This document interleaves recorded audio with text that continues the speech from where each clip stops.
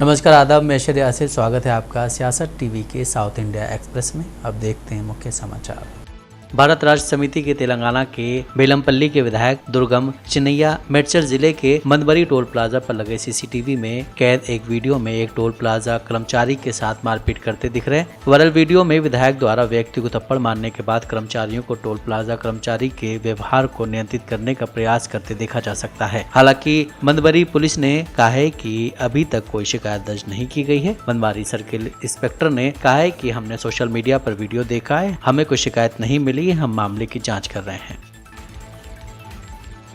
तेलंगाना के आईटी मंत्री केटी रामाराव ने एक नेक कदम उठाते हुए दुबई में फंसे सिरसिल्ला के एक युवक को भारत वापस लाने का आश्वासन दिया है। रिपोर्ट के मुताबिक तेलंगाना का एक युवक ने ट्विटर पर एक वीडियो शेयर किया है जिसमें वो दुबई से छुड़ाए जाने की गुहार लगा रहा है। सिरसिल्ला टाउन के BY नगर के मूल निवासी 2 महीने पहले एक कंपनी में काम करने के लिए दुबई गए थे, जिसने कथित तौर पर उन्हें वीजा प्रदान किया था। हालांकि ट्विटर पर अपलोड किए गए एक वीडियो के मुताबिक फर्म ने उसे वादा किया गया काम देने के बजाय उसे अन्य काम करने के लिए मजबूर किया। उसे कुछ दिन खाना भी नहीं दिया गया। इसी से परेशान होकर उसने वीडियो में मंत्री KTR से तेलंगाना लौटने में सहायता करने की गुहार लगाई।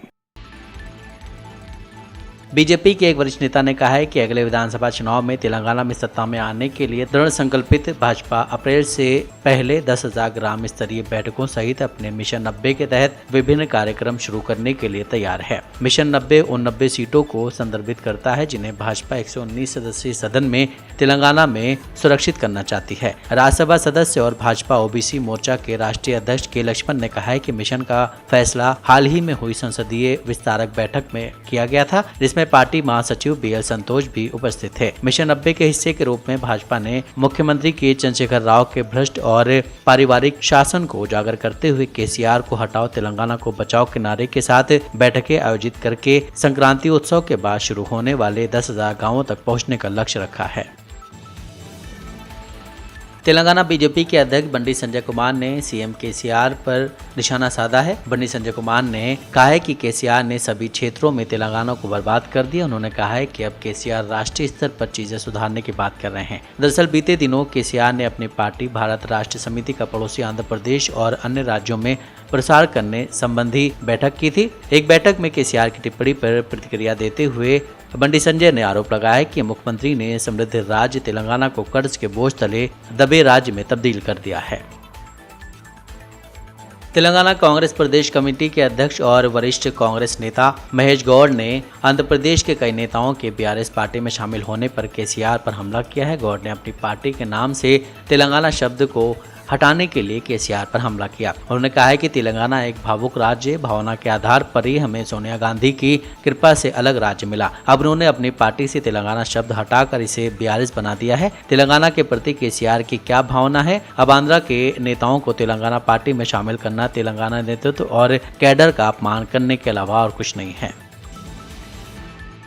तेलंगाना के भाजपा विधायक इटेरा राजेंद्र ने आरोप लगाया कि KCR सम्राट नीरो के रूप में काम कर रहे हैं। उन्होंने कहा है कि उप निरीक्षक और पुलिस कांस्टेबल पदों के अभ्यर्थियों को हो रही समस्याओं को मुख्यमंत्री नजरअंदाज कर रहे हैं। पुलिस पदों के उम्मीदवारों से मिलने के बाद शमीरपेट में अपने आवास पर मीडिया कर्मियों से बात करते हुए इटेला ने मांग की है कि मुख्यमंत्री उन सभी उम्मीदवारों को लिखित परीक्षा में शामिल होने की अनुमति दें जो रनिंग में योग्य हैं। राज्य सरकार द्वारा विभिन्न नौकरी अधिसूचना जारी करने पर टिप्पणी करते हुए राजेंद्र ने आरोप लगाया है कि राज्य सरकार बेरोजगार युवाओं को गुमराह करने के लिए अधिसूचना जारी कर रही है और कहा है कि उन्हें भरने के लिए राज्य भर की ओर से कोई प्रतिबद्धता नहीं है।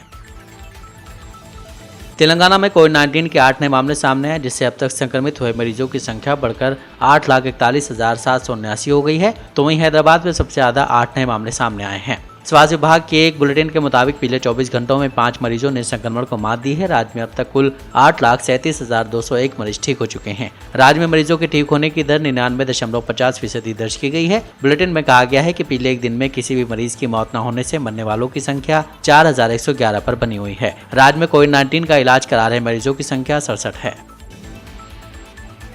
कर्नाटक कांग्रेस प्रदेश अध्यक्ष डीके शिव कुमार ने बीजेपी सांसद और प्रदेश अध्यक्ष नलिन कुमार कटील के लव जिहाद वाले बयान पर पलटवार किया। उन्होंने कहा है कि चिंता की बात नहीं है, लोग बताएंगे कि वो किसे चुन रहे हैं। कांग्रेस प्रदेश अध्यक्ष डीके शिव कुमार ने एक ट्वीट किया और लिखा है कि इसमें कोई आश्चर्य की बात नहीं है। बीजेपी की प्राथमिकता विकास और रोजगार देने की नहीं रही है। कम से कम पार्टी अब ईमानदार तो हो गई है। चिंता मत कीजिए, कर्नाटक के लोग बीजेपी को बताएंगे कि वो आने वाले दिनों में किसे चुनेंगे। इसी साल अप्रैल मई में राज्य में विधानसभा चुनाव होने हैं। बीजेपी प्रदेश अध्यक्ष नलिन कुमार कटील ने बीजेपी वर्करों को संबोधित करते हुए कहा था कि वो वोटरों से छोटे मुद्दे जैसे कि रोड और सीवेज पर बात नहीं करें।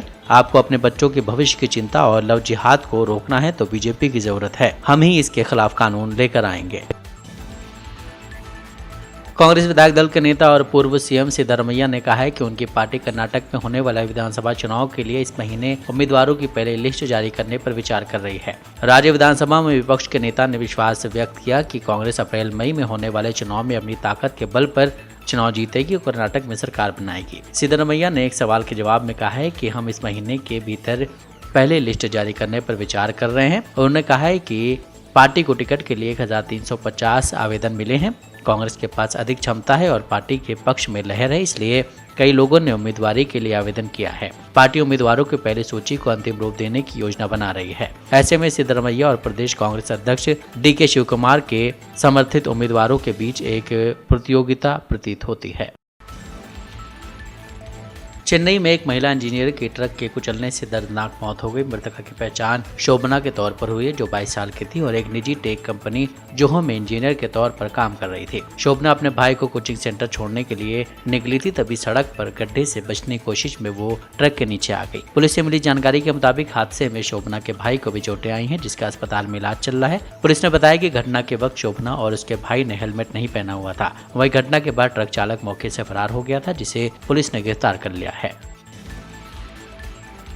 चेन्नई में डीएमके की एक रैली में महिला कांस्टेबल के साथ 2 कार्यकर्ताओं द्वारा छेड़खानी का मामला सामने आया है। वहीं अब डीएमके विधायक प्रभाकर राजा ने मामले पर बयान देते हुए कहा है कि गलती से हाथ लग गया होगा। दरअसल चेन्नई में डीएमके की एक रैली में भीड़ नियंत्रित ड्यूटी पर महिला कांस्टेबल तैनात थी, जब उनके साथ 2 कार्यकर्ताओं एंकबरम और प्रवीण द्वारा छेड़छाड़ की गई। पीड़ित कांस्टेबल ने मामले को लेकर दोनों कार्यकर्ताओं के खिलाफ शिकायत दर्ज कराई, जिसके बाद आरोपियों ने माफी मांगी और संदिग्ध रूप से कांस्टेबल ने अपनी शिकायत वापस ले ली। वहीं अब डीएमके विधायक प्रभाकर राजा ने इस पर बोलते हुए कहा है कि उनकी पार्टी के कार्यकर्ताओं ने महिला कांस्टेबल से छेड़छाड़ नहीं की है। उन्होंने कहा है कि कार्यकर्ताओं का हाथ गलती से लग गया होगा। साउथ इंडिया एक्सप्रेस यहीं समाप्त होता है। मुझे दें इजाजत। बाकी खबरों के लिए आप बने रहें सियासत टीवी के साथ।